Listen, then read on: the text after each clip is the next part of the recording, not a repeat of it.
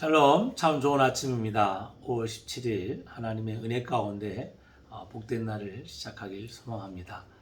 때론 살다 보면 나의 아픔이나 고통보다도 타인의 아픔과 고통을 먼저 생각하고 또 그들에게 나의 손길을 내밀어야 될 그런 순간들이 있습니다.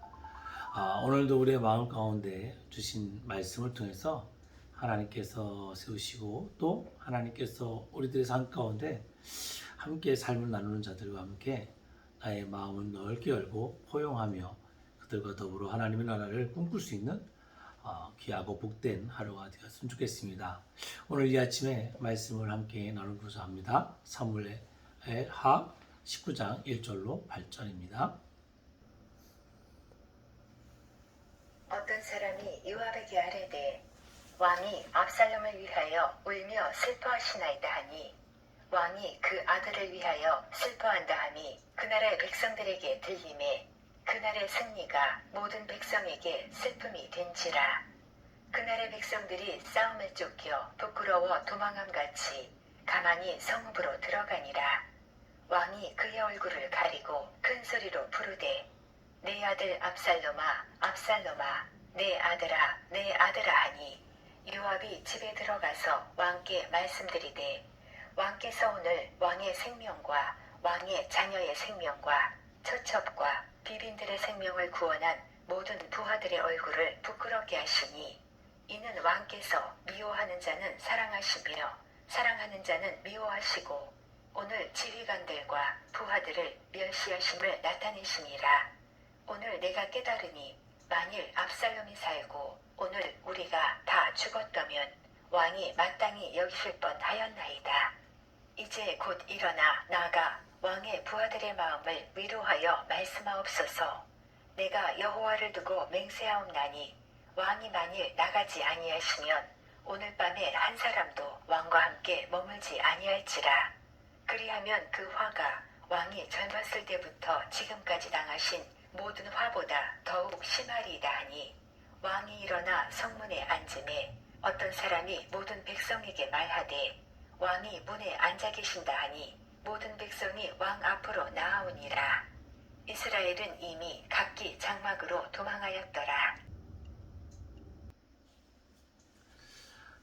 오늘 저와 여러분이 함께 보신 말씀의 본문은 다윗 왕의 가족 안에 비극적인 이야기가 지금 계속적으로 전해지고 있습니다.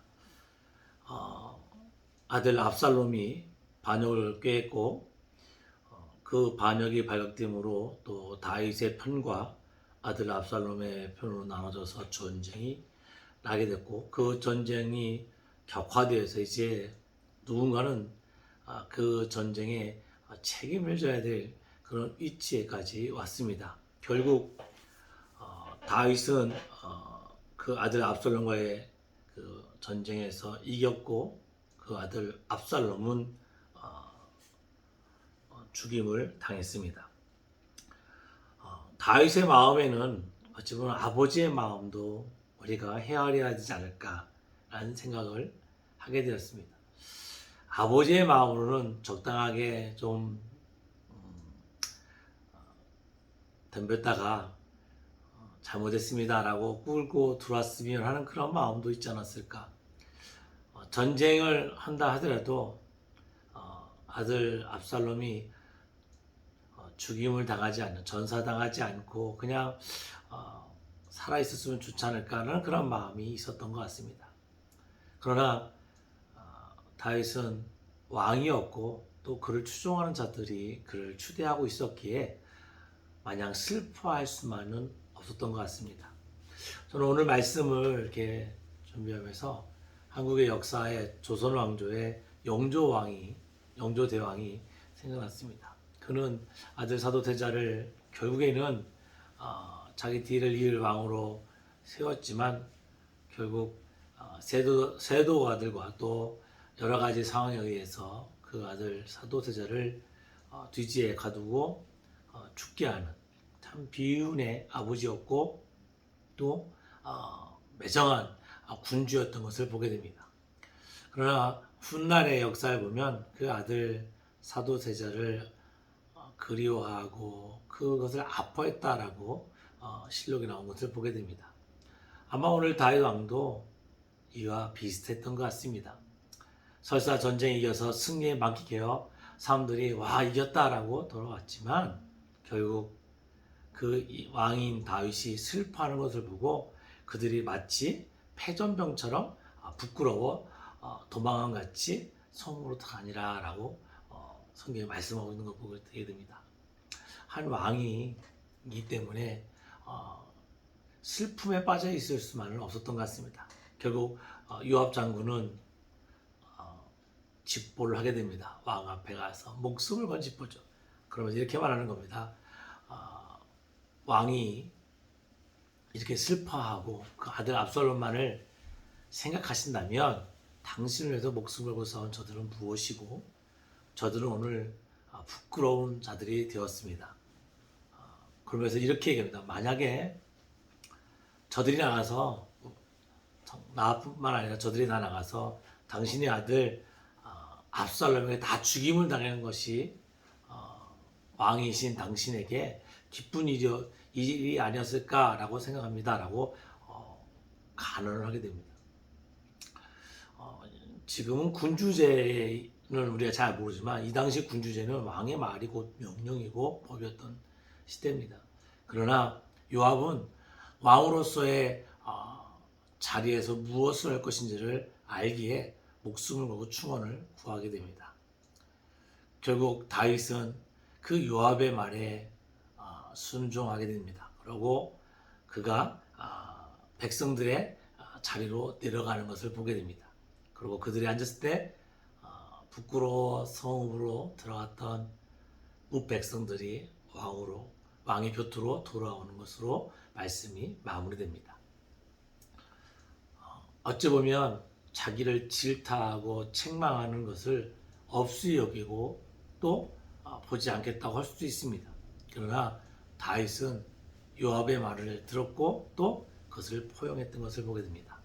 결국 다윗은 자기의 왕권을 강화했고 이스라엘을 다시 한번 평화의 시대로 이끌게 되는 것을 보게 됩니다.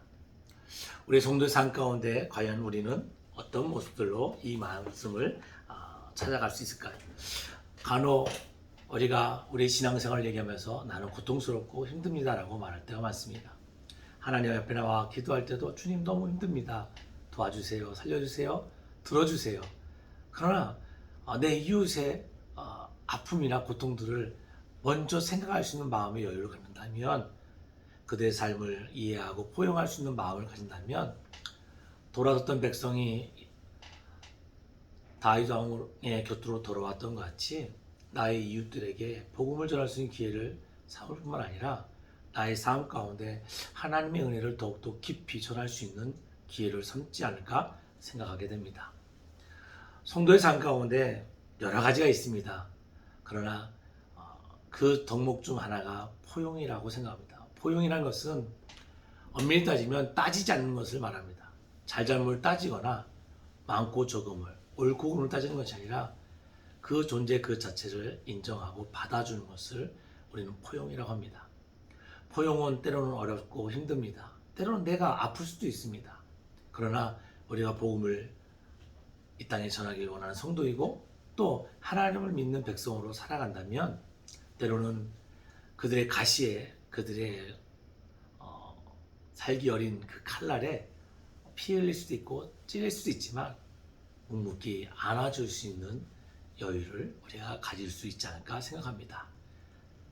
포용하는 자의 자리에 서 있던 다윗과 같이 오늘 여러분의 삶 가운데 그리스도의 은혜로 모든 이에게 포근함을 허락할 수 있는 포용하는 귀한 복된 날이 되기를 소망합니다. 기도하겠습니다. 사랑의 주님 감사합니다.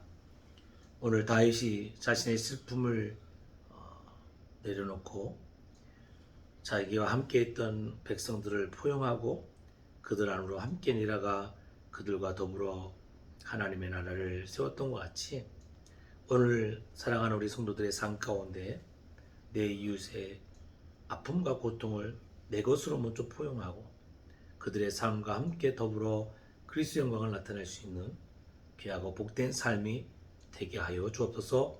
오늘의 삶을 주께서 인도할 줄 믿습니다. 예수님의 이름으로 기도했습니다. 아멘.